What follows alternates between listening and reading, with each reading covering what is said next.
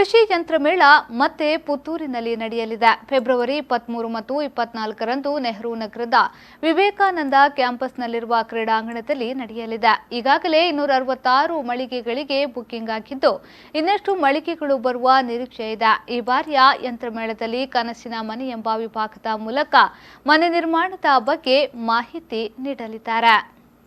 ಪುತ್ತೂರಿನ ವಿವೇಕಾನಂದ ವಿದ್ಯಾವರ್ಧಕ ಸಂಘ, Vivekananda engineering, Vivekananda polytechnic college, Campco ಹಾಗೂ ಕೆಎಂಎಫ್ ಸಂಸ್ಥೆಗಳ ಸಹಯೋಗದಲ್ಲಿ ಈ ಕಾರ್ಯಕ್ರಮವನ್ನು ಆಯೋಜನೆ ಮಾಡಿದೆ. ಈ ಬಾರಿಯ ಕೃಷಿ ಯಂತ್ರ ಮೇಳದಲ್ಲಿ ಕನಸಿನ ಮನೆ ಹಾಗೂ ಹೈನುಗಾರಿಕೆಯ ಮಾದರಿಗಳು, ಇದರೊಂದಿಗೆ ಕೃಷಿಯಲ್ಲಿ ಖುಷಿಯನ್ನ ನೀಡುವ ವಿಚಾರಗೋಷ್ಠಿಗಳು ಇವೆ.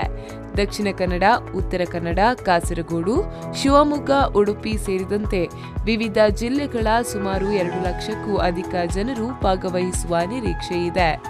ಕೃಷಿ ಯಂತ್ರ ಮೇಳದಲ್ಲಿ 4 ಗೋಷ್ಠಿಗಳು ಹಾಗೂ ಕನಸಿನ ಮನೆಯ ಬಗ್ಗೆ 2 ಗೋಷ್ಠಿಗಳು ನಡೆಯಲಿವೆ.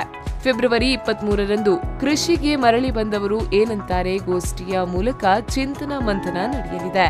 ಫೆಬ್ರವರಿ 24ರಂದು ನಡೆಯುವ ಕೃಷಿಕರಿಗೆ ಮಾಹಿತಿ ತಂತ್ರಜ್ಞಾನದಿಂದ ಏನು ಪ್ರಯೋಜನ ಎಂಬ ಗೋಷ್ಠಿಯ ಮೂಲಕ ಕೃಷಿ ಮಾಹಿತಿ, ಮಾರುಕಟ್ಟೆ, ಲೆಕ್ಕಪತ್ರ ನಿರ್ವಹಣೆಯ ಕುರಿತಾಗಿ ಮಾಹಿತಿ ವಿನಿಮಯವಾಗಲಿದೆ.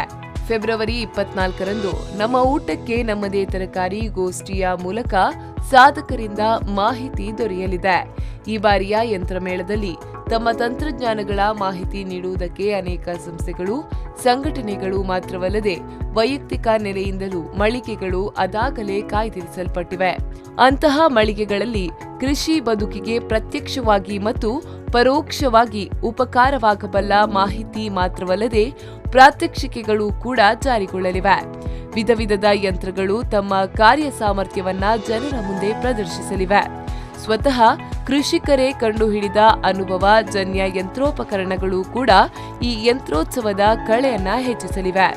ಕೇವಲ ಪ್ರದರ್ಶನ ಮಾತ್ರವಲ್ಲದೆ ಮಾರಾಟವೂ ಕೂಡ ಈ ಸ್ಥಳದಲ್ಲಿ ನಡೆಯಲಿದೆ.